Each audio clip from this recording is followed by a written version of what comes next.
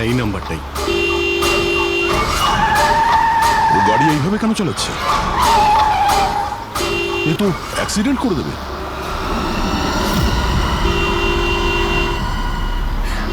আমাকে ক্ষমা করে দাও, আমাকে ক্ষমা করে দাও, আমি মরতে চাই না, আমাকে ক্ষমা করে দাও। কার সঙ্গে এই কথা বলছে? গাড়িতে তো কেউই নেই। আরে বিনীত, কার সঙ্গে কথা বলছো? গাড়িতে তো কেউ নেই। হয়ে গেছে তোমরা, তোমরা দেখতে পাচ্ছ না এতগুলো লোক আমাকে ডাকছে? করছে কি? আমাকে ক্ষমা করে দাও, আমি মরতে চাই পাগল না। হয়ে গেছে মনে হচ্ছে। মিনিট বিনীত, বিনীত, তোমার অ্যাক্সিডেন্ট হয়ে যাবে, গাড়িটা থামাও বলছি।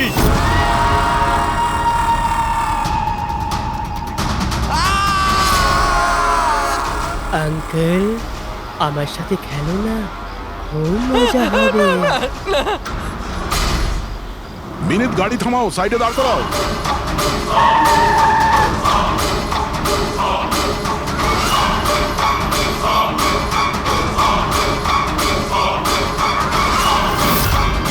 দাঁড়িয়ে যাও। মিনিট, মিনিট।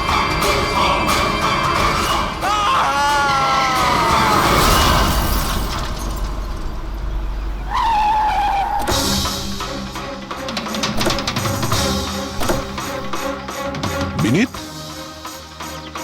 ও নো, এ তো মারা গেছে। স্মেল আসছে।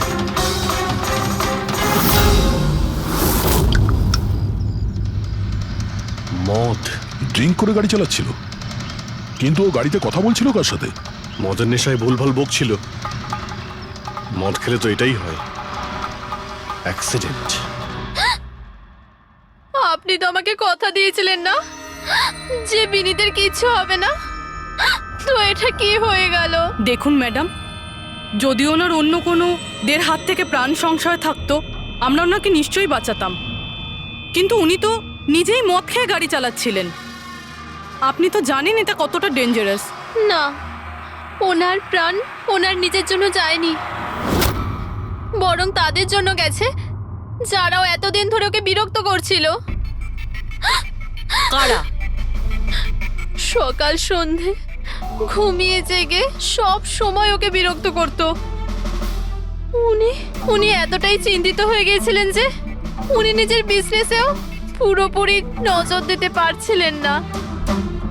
কোন লোকের কথা বলছেন আপনি? একটু পরিষ্কার করে বলুন।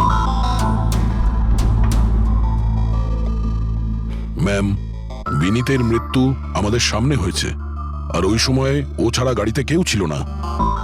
তাহলে ওর মৃত্যুর দোষ আপনি অন্য কারোর ঘাড়ে চাপাচ্ছেন কেন? কারণ ওনার খুন হয়েছে, মার্ডার, এটা মার্ডার। মার্ডার হয়েছে? আপনি আপনি কি জানেন কারা করেছে এটা? আত্মারা। হতে পারে আপনারা ওই আত্মাটাকে দেখতে পাননি, কিন্তু বিনীত ওদের পরিষ্কারভাবে দেখতে পেত। সিআইডিরা আত্মাটাত্মায় বিশ্বাস করে না। আপনিও মানতেন স্যার, যদি আপনি 2 সপ্তাহ আগের ঘটনাটা দেখে থাকতেন।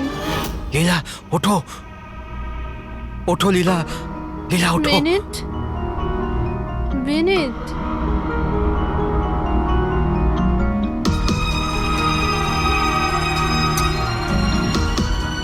বিনীত,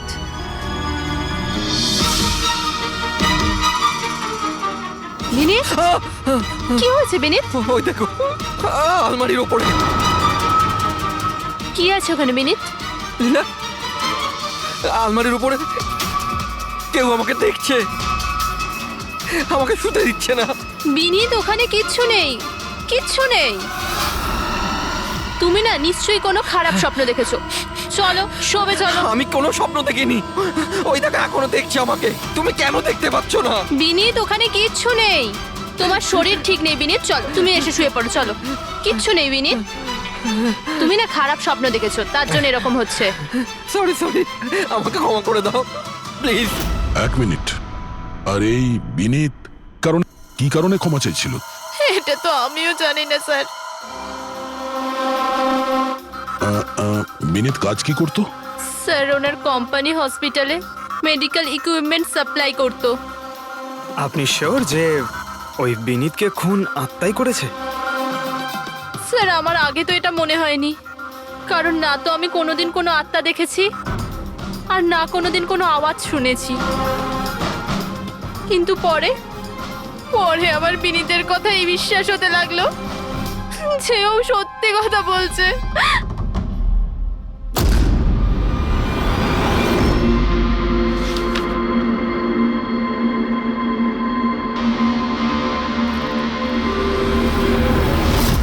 হ্যাঁ বস, এর মৃত্যুর একটাই কারণ চোখে পড়ছে, এর মাথার ওপর লাগা আঘাতটা, যেটা অ্যাক্সিডেন্টের কারণে লেগেছে। ঠিক তো ডক্টর সালুকে? আর কোনো কারণ নেই তো?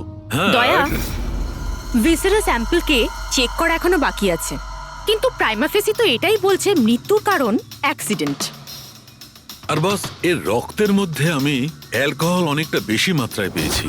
ও, আমার মনে হচ্ছে সেই কারণেই ওর হ্যালুসিনেশন শুরু হয় আর ও ধাক্কা মেরে দেয়।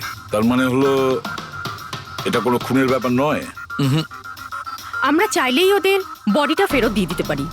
যদি কোনো ডাউট থাকে সেটা ভিসেরাল স্যাম্পল থেকে জানা যেতে পারে। কি জানি স্যার, আমার কেমন যেন মনে হচ্ছে যে এই কেস অতটা সোজা নয়। কারণ আমরা যখন লীলাকে জিজ্ঞাসা করলাম যে এই বিনীত কার কাছে ক্ষমা চাইছিল, তখন কথাটা এড়িয়ে গেল। আমরাও কি শেষকৃত্যে যাব নাকি? ওখানে আত্মীয়রাও থাকবে, বন্ধুরাও থাকবে, অনেকেই থাকবে। যদি কিছু জানতে পারা যায়। যাও, নিশ্চয়ই যাবে ফিউরালে।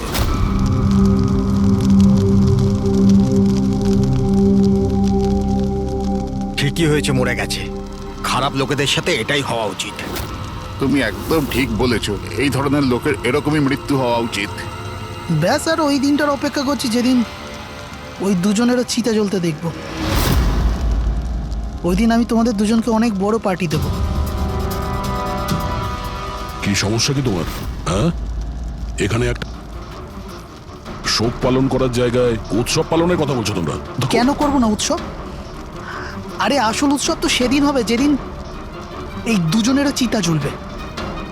ওরা দুজনে চিতায় উঠুক কি না উঠুক, তুমি সিআইডি রাতে ঠিকই আসবে। স্যার, আপনারা যদি সিআইডির লোক হন তাহলে অপরাধীদের সাহায্য করার বদলে আমাদেরকে ন্যায় বিচার দেওয়া উচিত। এক মিনিট, কি বলতে চাও পরিষ্কার করে বলো।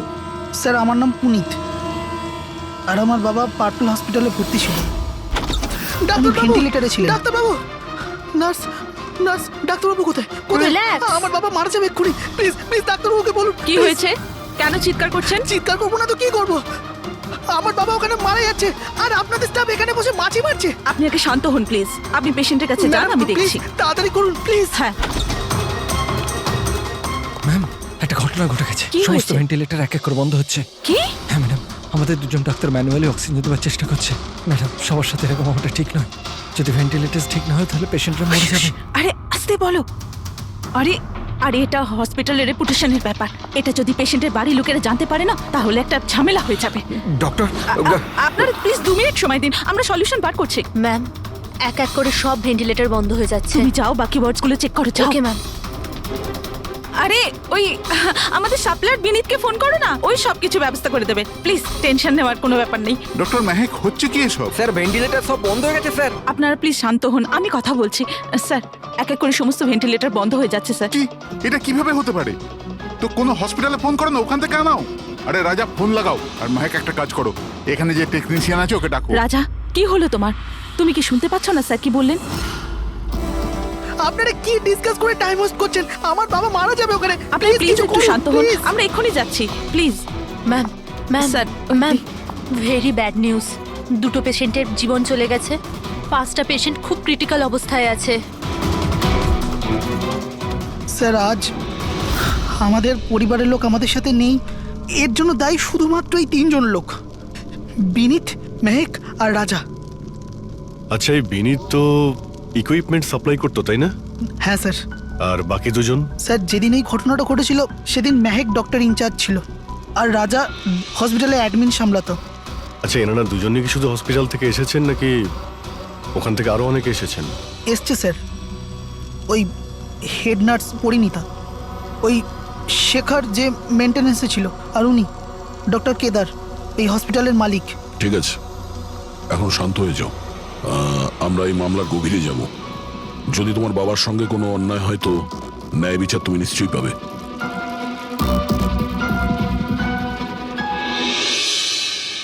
এখন বুঝতে পারছি বিনীত ক্ষমা চাইছিল কেন। আমাকে ক্ষমা করে দাও, আমি মরতে চাই না, আমাকে ক্ষমা করে দাও। আর এটাও বুঝতে পারছি যে বিনীতের মৃত্যুতে সবাই এত খুশি কেন।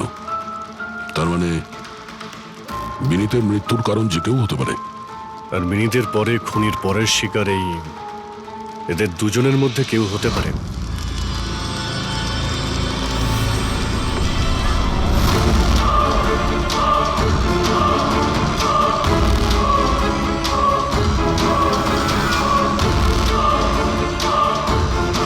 আমাকে ক্ষমা করে দাও। তুমি আমাকে কেন মরতে দিলে?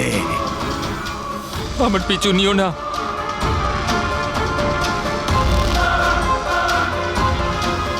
এরা এরা কথা কার সঙ্গে বলছে?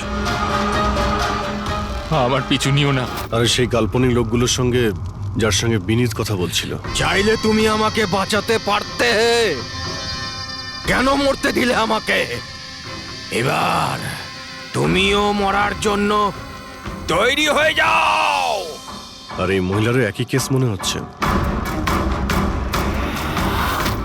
ছাড়, ছাড় আমায়, ছাড় আমায়, আগুনের দিকে টানিস না। আমার কোনো দোষ নেই এতে। ছাড়, ছাড়, ছাড়, এই, ছাড় আমায়, ছাড় এই। আমায়, ছাড়, ছাড়, টানিস না আমায় আগুনের দিকে, ছাড়। আরে কি করছো নাকি? আরে, কি করছো? এদিকে এসো। আরে তুমি কি করছিলে? হ্যাঁ, আমি একটু ডিস্টার্ব আছি, এতে আপনারা কি করবেন? আমার ডিস্টারবেন্সের সাথে আমায় নিজেকেই লড়তে হবে। তুমি এদিকে এসো, একটু দূরে দাঁড়াও, ওই দিকটায় যাও। তাহলে অনেক লোক আছে যারা বিনীতের মৃত্যু সংবাদ শুনে আনন্দিত। হ্যাঁ, হ্যাঁ স্যার। আর এখন ওরা মেহেকার রাজার মৃত্যুর খবর শুনতে চাইছে। রাজা আর মাহাকের ব্যবহারটাও খুব একটা নর্মাল লাগছিল না স্যার, অনেকটা ভয়ে ভয়ে ছিল স্যার, বিনীতের মতো। স্যার, ভিসারের স্যাম্পলের রিপোর্ট চলে এসেছে। গুড। কোনো গন্ডগোল আছে? হ্যাঁ, একজন সাধারণ মানুষের রক্ত যতটা লাল হয়, বিনীতের রক্ত তার থেকে অনেক বেশি লাল ছিল। ও, এখন বুঝতে পারছি যে বিনীত কেন আত্মা দেখতে পেল। কেন স্যার? পুরবী, মানুষের রক্ত যখন সাধারণের থেকে অনেক বেশি লাল হয়, তার মানে এইটা দাঁড়ায় যে ওই মানুষটি অনেক বেশি দীর্ঘ সময় ধরে কার্বন কম্পাউন্ডের সংস্পর্শে ছিল। আর এই কার্বন কম্পাউন্ডের কারণেই ওর হ্যালুসিনেশন হতো ভীষণ ভাবে। তার মানে কেউ জেনে শুনে বিনীতকে ওই কার্বন কম্পাউন্ডের সংস্পর্শে এনেছিল, যার ফলে বিনীতের মানসিক অবস্থা খারাপ হয়ে গেল আর ওর মৃত্যুর কারণও হয়ে গেল। স্যার, এই খুনি এই কার্বন কম্পাউন্ড পেল কোথায়? এই আমাদের আশেপাশেই সব জায়গায় কার্বন কম্পাউন্ড ছড়িয়ে আছে। মডার্ন জীবনে আমরা যতগুলো মেশিনারি ব্যবহার করছি, ওই সবগুলো, প্রায় সবগুলো কার্বন কম্পাউন্ড ছড়ায়। হ্যাঁ, যে কেউ মেশিনের উপর এরকম কারুকার্য করে এটা করতেই পারে। তার মানে বিনীত গাড়িতে বসার আগে এরকম কোনো কেমিক্যালের সংস্পর্শে এসেছিল, যার জন্য ওর এইসব হ্যালুসিনেশন এইসব হচ্ছিল স্যার। ঠিক কথা বস। গাড়িটার এক্সস্ট সিস্টেমটা চেক করতে হবে। গন্ডগোলটা ওখানেই হয়েছে।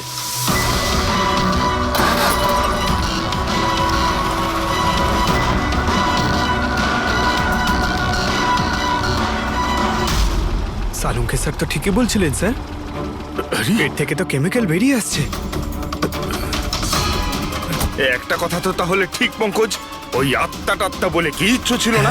হ্যাঁ স্যার, তার মানে এখন খুনের নিশানায় দুজন রয়েছে, রাজা আর মেহেক।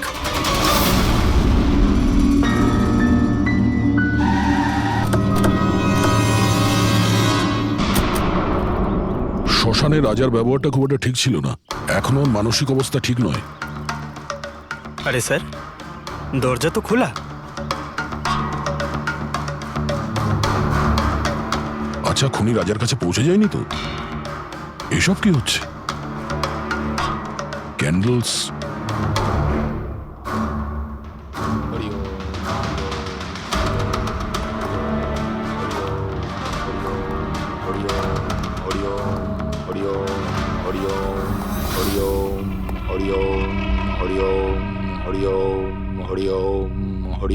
রাজা, হরিওম।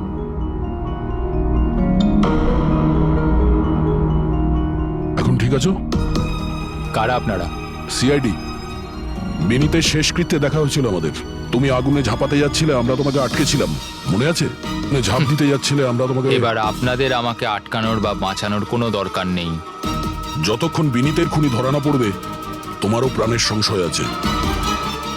আচ্ছা, একদম ঠিকঠাক বলো, ওই 12 জন রোগীর মৃত্যু কি তোমার গাফিলতিতে হয়েছিল? খবরদার বলছি, আমার ওপরে এরকম নোংরা আর মিথ্যা অপবাদ দেবেন না। আমি নির্দোষ, আমার জন্য কেউ মরেনি। শান্ত হও, শান্ত হও। রাজাকে অনেক কষ্টে শান্ত করেছি, ওকে ডাকাবেন না। আপনি কে? আমার নাম শ্লোক। আমি রাজাকে এই খারাপ সময় থেকে বার করে আনবার চেষ্টা করছি। ও, তার মানে আপনি সাইকিয়াট্রিস্ট? সাইকিয়াট্রিস্ট নয়, সাইকি, মিডিয়াম। এই জগৎ আর অন্য জগতের সঙ্গে একটা সেতু ভেবে নাও। অন্য জগৎ? অন্য আবার কোন জগৎ? ওই আত্মাদের জগৎ। যদিও আমরাও একটা মাধ্যম। অপরাধ দুনিয়া থেকে নিয়ে জেলের ভেতর গারদের পেছনে পৌঁছানোর পুল। আপনারা আমাকে জেলে পাঠাবার চেষ্টা করছেন কেন? আমি তো রাজাকে আত্মাদের থেকে বাঁচাবার চেষ্টা করছি। রাজাকে আত্মার থেকে নয়, কেমিক্যাল পয়জন থেকে বাঁচানোর দরকার। আর বন্ধ করো তোমার এই ঢং, বুঝেছো? স্যার, ও কোন দিকে ইঙ্গিত করছে? ওই বুড়ো লোকটার দিকে, যে এসি নিচে দাঁড়িয়ে রয়েছে। ও কার কথা বলছে? আমি তো কাউকে দেখতে পাচ্ছি না। আমিও দেখতে পাচ্ছি না। মানুন বা না মানুন, এই ঘরের মধ্যে কোনো শক্তিশালী আত্মা আছে যে রাজার ক্ষতি করতে চাইছে। এক্ষুনি জেনে যাবেন।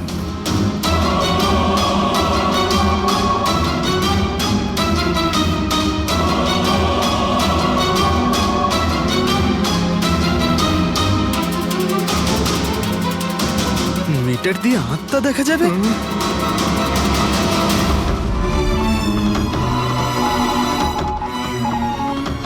দেখলেন, ওই আত্মাটা এসির পাশেই আছে। আমার ইএমএফ মেশিন মিথ্যে বলবে না।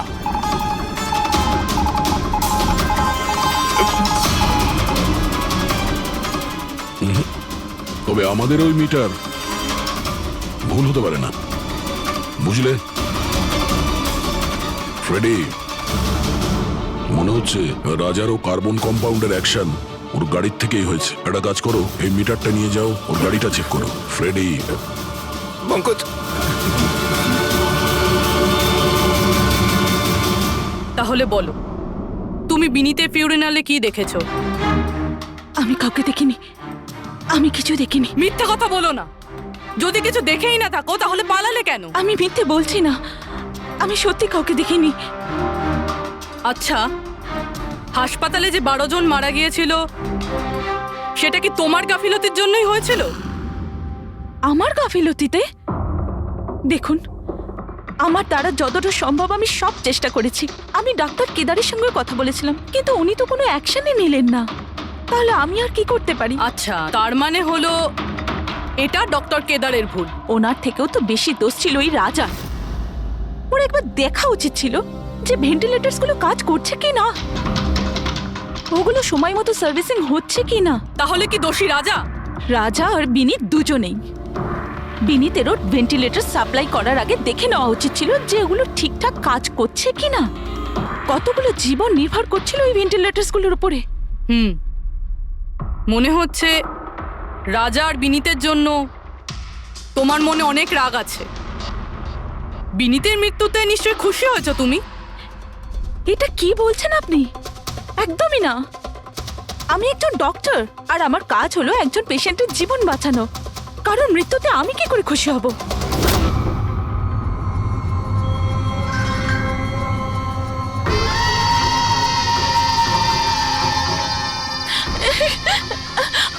আবার এসে গেছে, আবার এসে গেছে। কিন্তু কিন্তু এখানে তো কেউই নেই। আরে এখানে কেউই নেই। দেখো, তুমি ভয় পেও না। যতক্ষণ আমি আছি তোমার কিছু হবে না, ঠিক আছে?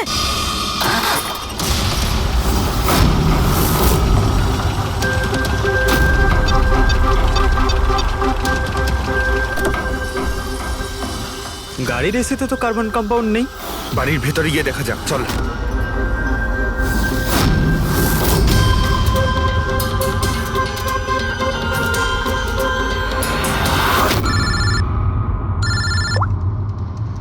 হ্যাঁ পূরবী,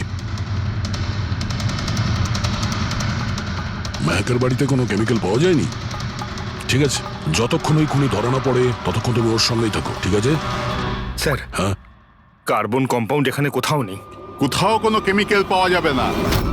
বিজ্ঞানের জগৎ আর কেমিক্যালের জগতের বাইরেও আর একটা জগৎ আছে, মানুন অথবা না মানুন। চুপ, মুখ বন্ধ। যতক্ষণ বলতে না বলবো মুখ খুলবে না। রাজাবাবু, আপনার ভয়ের কোনো কারণ নেই, আমরা আছি এখানে। যতক্ষণ না ওই খুনি ধরা পড়বে সিআইডি আপনার সঙ্গেই আছে। আমার সিআইডির দরকার নেই, ইনি রয়েছেন না আমার সুরক্ষা করার জন্য। আরে এটা কিভাবে সম্ভব? না রাজার বাড়িতে কেমিক্যাল পাওয়া গেছে আর না মেহেকের বাড়িতে পাওয়া গেছে, এটা কি করে সম্ভব? স্যার, আমরা রাজার বাড়িটাকে ভালো করে চেক করেছি, এক একটা কোণা দেখেছি, ওই গাড়িটাও চেক করেছি, কোথাও কিছু পাওয়া যায়নি। হ্যাঁ, কিন্তু দয়া, যদি কোনো কেমিক্যাল ব্যবহারই না হয়ে থাকে তাহলে রাজা আর মেহেকের হ্যালোজুলেশন হলো কি করে? কোনো তো একটা কারণ থাকবে। আর স্যার, যেভাবে বিনীতের কারের এসিতে কেমিক্যালের ব্যবহার করা হয়েছে, এটা কোনো আনপ্রফেশনাল কেউ করেছে বলে আমার মনে হয় না। একটা কাজ করা যাক, যারা মারা গেছে তাদের বাড়িতে দেখো, হয়তো কেউ থাকতে পারে যে কেমিক্যালের বিষয়ে খুব ভালো করে জানে, বা কেউ কেমিক্যালের এক্সপার্ট। আর হ্যাঁ, হসপিটালের ওই স্টাফকে ডাকো। চিফ নার্স যে আছে না, হেড নার্স পরিণীতা, আর হেড টেকনিশিয়ান শেখর, আর মালিক কেদার, তিনজনকেই ডাকো। দেখা যাক।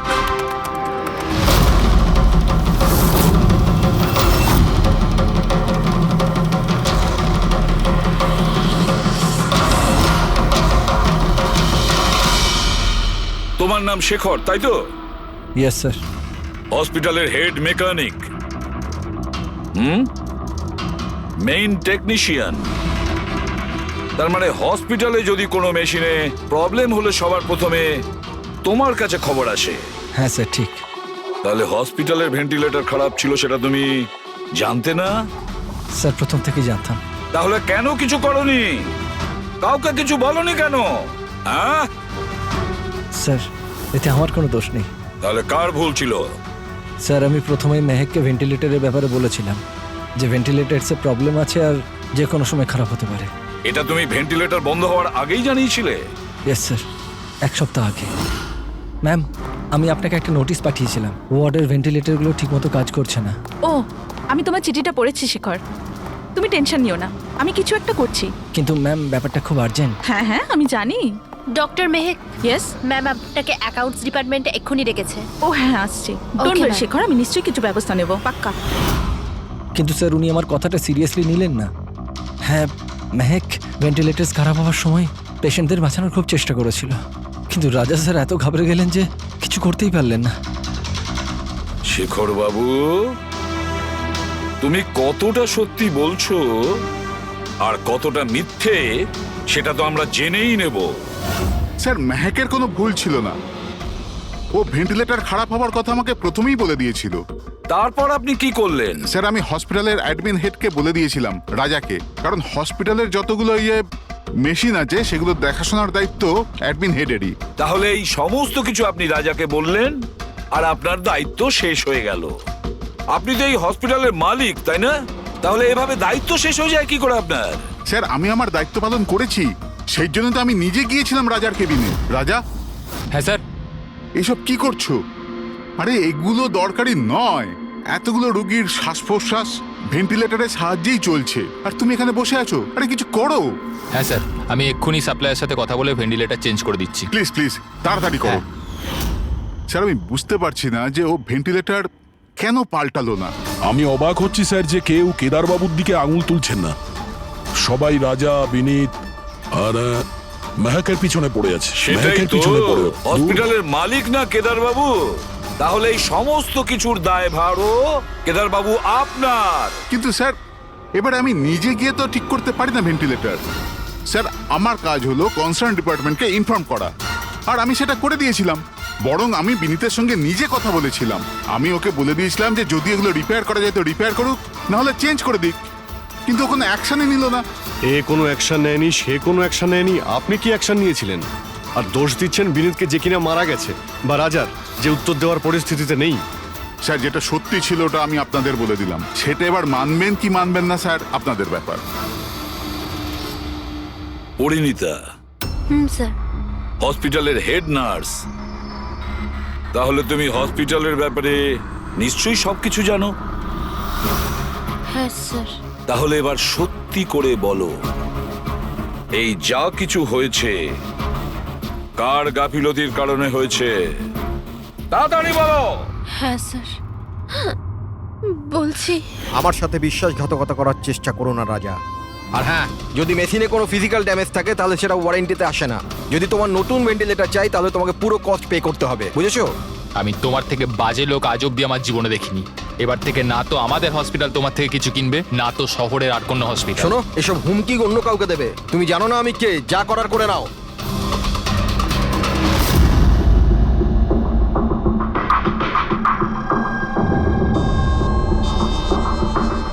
এই যা কিছুই হয়েছে এই রাজা আর বিনীতের ঝগড়ার কারণেই হয়েছে। দুজনের ঝগড়াতে স্যার এতগুলো লোকের প্রাণ চলে গেল। তবে নতুন ভেন্টিলেটরের ব্যবস্থা রাজার করা উচিত ছিল। স্যার এই রোগীদের পরিবারের মধ্যে 3 জন এমন আছে যারা কেমিক্যাল ইঞ্জিনিয়ারিং করেছে। আচ্ছা, 3 জন? তাহলে ওদের ঠিকুজি কুষ্টি বের করো, দেখি কি আছে।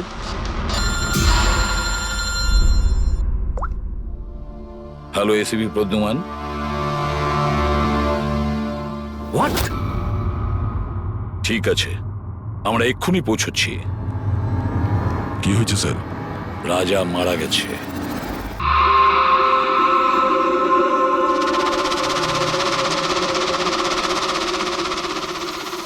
দয়া, এর মৃত্যু তো মাথায় চোট লাগার কারণেই হয়েছে। মনে হচ্ছে ছাদ থেকে লাফ দিয়েছে। হতে পারে হ্যালুসিনেশন এত জোরে হয়ে গেছে যে ঘাবড়ে গিয়ে রাজা উপর থেকে ঝাঁপ মেরে দিয়েছে। আর তুমি খেয়াল রাখছিলে না এর? এই খেয়াল রেখেছো তুমি? হ্যাঁ স্যার রাজা তো একদম শান্ত হয়ে শুয়ে পড়েছিল। আমি কি করে জানবো যে হঠাৎ করে উঠে পড়বে আর আত্মহত্যা করে ফেলবে? যখন এটা হয়েছিল তুমি কোথায় ছিলে? হ্যাঁ স্যার আমি অন্য ঘরে শুয়েছিলাম। তখনই আমি রাজার জোরে জোরে চিৎকার শুনলাম। আমি এই আত্মাদের সহ্য করতে পারছি না, আমার নিস্তার চাই, মুক্তি চাই।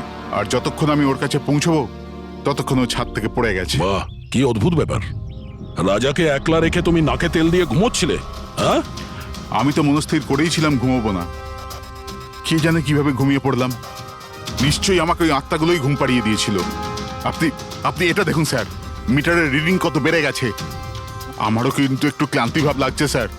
আর দ্বিতীয়বার যদি আমাকে এই মিটার দেখিয়ে দিস না তাহলে মনে রাখিস। দয়া, 1 মিনিট ভাই, একটু মিটারটা দেখি। এই নিন। এই মিটারটা আমি রাখছি। হ্যাঁ, আমি ফেরত দিয়ে দেবো পরে। ঠিক আছে স্যার, কিন্তু দিয়ে দেবেন। হ্যাঁ, দিয়ে দেবো।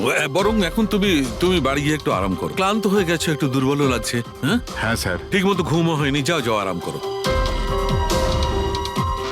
এটা কি ডক্টর সালুকে? ওকে যেতে দিলেন আর এই মিটারটা রেখে দিলেন?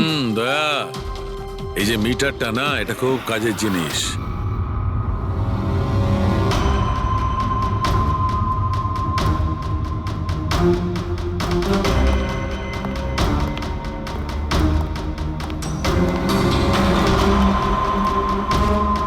এই ঘরটা চেক করছি। হ্যাঁ ডক্টর, নেই। ওপরে যাওয়া যাক।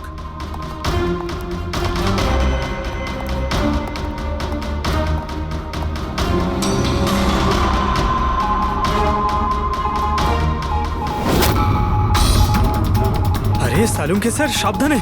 এই নিডলটা তো একেবারে জঙ্গলি ঘোড়ার মতো দৌড়চ্ছে। মাই গড, আমরা এখানে এইভাবে দাঁড়িয়ে থাকতে পারি না দয়া। আমাদের প্রোটেক্টিভ পোশাক পরতে হবে। প্রোটেক্টিভ গিয়ার্স ওটা কি কারণে ডক্টর? আরে দয়া, আমাদের সুরক্ষার জন্য।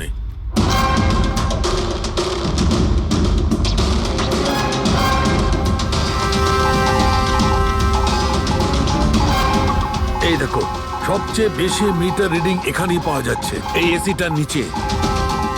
মনে স্যার ওই পঙ্কজ, খবরদার খবরদার যদি আত্মার নাম নিয়েছো। স্যার এই মিটারটা কোন দিকে ইঙ্গিত করছে? বলছি বাইরে চলো, বাইরে চলো।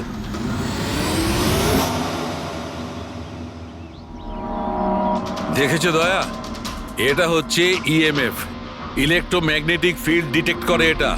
ইলেকট্রোম্যাগনেটিক ফিল্ডস, এগুলো তো আজকাল সব ইলেকট্রিক অ্যাপ্লায়েন্সের মধ্যে হয় ডক্টর, টিভি, ফ্রিজ, একদম ঠিক দয়া, কিন্তু ওই অ্যাপ্লায়েন্স গুলোর ইএমএফ হিডেন থাকে, লুকোনো থাকে, যাতে মানুষের উপর খারাপ প্রভাব না পড়ে। কি খারাপ প্রভাব? এইটার কারণে লোকেদের নশিয়া হতে পারে, ঘুম না হতে পারে, মন খারাপ হতে পারে, আর যদি অনেকক্ষণের সংস্পর্শে থাকে তাহলে হ্যালুসিনেশন হওয়াটা কোনো বড় কথা নয়। ও, তার মানে রাজার এই হ্যালুসিনেশন কোনো কেমিক্যালের জন্য হয়নি, নিজের ঘরের ইলেকট্রনিক জিনিসপত্রের জন্যই হয়েছে, কারণ ওগুলোর ইএমএফ ঢাকা ছিল না। একদম। তার মানে কেউ জেনে বুঝে এগুলোকে গন্ডগোল করে দিয়েছে। হতে পারে দয়া, এমনিতেই রাজা মনে মনে খুব কষ্ট পাচ্ছিল, খুব দুঃখ পেয়েছিল রোগীদেরকে বাঁচাতে পারেনি বলে, সেই জন্য হ্যালুসিনেশন ওর কাছে আফসোসের রূপে ধরা দিয়েছিল। হতে পারে এই অনুতাপের জন্য বিনীতেরও মৃত্যু হয়েছে। একদম ঠিক। আর ওই অশোক, ওরও দুর্বলতা সেই জন্যই মনে হচ্ছিল, যেহেতু ও এই ইএমএফ এর সংস্পর্শে অনেকক্ষণ ছিল। এখানে ওই কার্বন কম্পাউন্ড পাওয়া যায়নি বাড়িতে। এটা কি করে দয়া? কারণ এখানে তো ইএমএফ এর ব্যবহার হচ্ছিল, আর সবচেয়ে বেশি রিডিং উঠছিল বেডরুমে এসির কাছে। তার মানে বেডরুমের এসিতে কোনো কারুকাজ করা হয়েছে। তাহলে তো মেহেকের বাড়িতে ওই ইএমএফ হনো। আমার তাড়াতাড়ি পুরবীকে ইনফর্ম করতে হবে।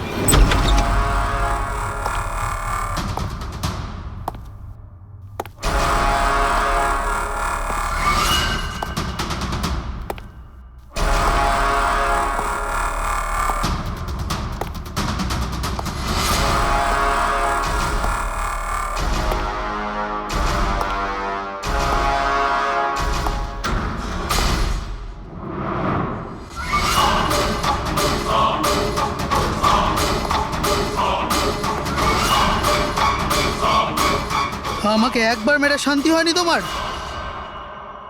আমাকে আবার মারতে এসেছো?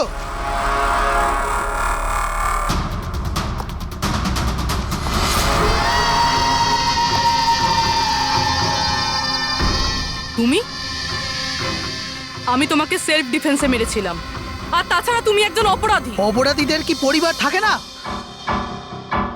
তোমার জন্য আমার মেয়ে অনাথ হয়ে গেছে, আর এই রক্ত দেখছো, সব তোমার জন্য। আমি আর তোমাকে ছাড়বো না। দেখো, আমার কাছে আসবে না, আমি কিন্তু মেরে দেবো। আমি তোমাকে ছাড়বো না। আমার কাছে আসবে না, আমি কিন্তু বলছি মেরে দেবো। আমি বলছি আমার কাছে আসবে না, আমি মেরে। পুরবী, কি করছো তুমি? ছাড়ো এটা। স্যার, ওই যে ওই লোকটা। কি? স্যার এখানে।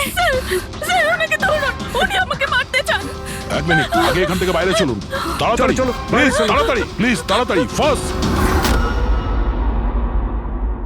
এই হলো সেই তিনজন যাদের সম্পর্ক কেমিক্যাল ইঞ্জিনিয়ারিং এর সঙ্গে আছে, সুহাস, দীপক আর কিশোর। খুনি এদের মধ্যে যে কেউ হতে পারে। না অভিজিৎ, কারের এসিতে কেমিক্যাল ফিক্স করাটা অন্য ব্যাপার, আর ইলেকট্রোম্যাগনেটিক ফিল্ডকে এত চাতুর্যের সঙ্গে ব্যবহার করাটা অন্য কথা। আমার মনে হচ্ছে ও এমন একজন লোক যার সায়েন্সে, মেডিকেল সায়েন্সের উপর খুব ভালো দখল আছে, হয়তো কোনো ডক্টর অথবা সায়েন্টিস্ট।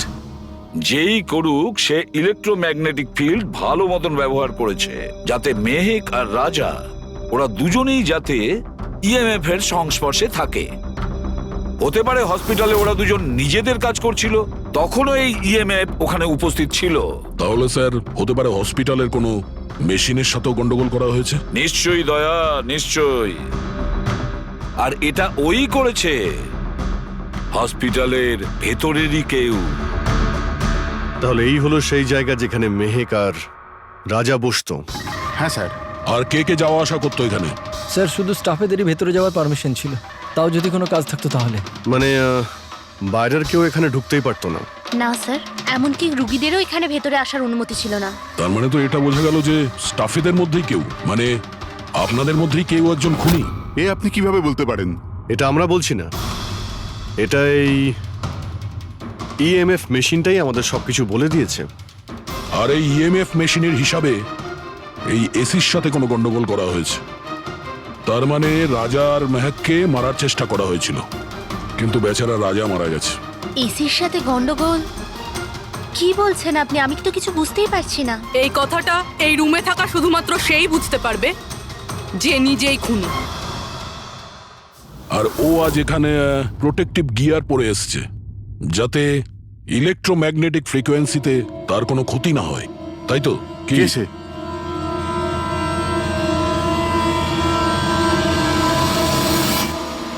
এদিকে এসো।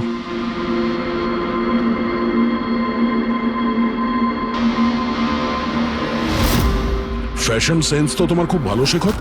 জামা কাপড়ের ভেতরে এই সুরক্ষা কবচ। দেখো, তোমার সমস্ত প্ল্যান আমরা জেনে ফেলেছি, তোমার ব্যাপারে সমস্ত খোঁজ খবর নিয়েছি। তুমি এখানকার এমন একজন টেকনিশিয়ান যে এসির সঙ্গে কোনো গন্ডগোল করতে পারে। এখন তাড়াতাড়ি বলো, কেন করেছো তুমি এসব? আমি করেছি এসব। আর কি ভুল করেছি আমি যদি মেহেক, বিনীতা, রাজার ওপর অভিযোগ লাগিয়েছি তো?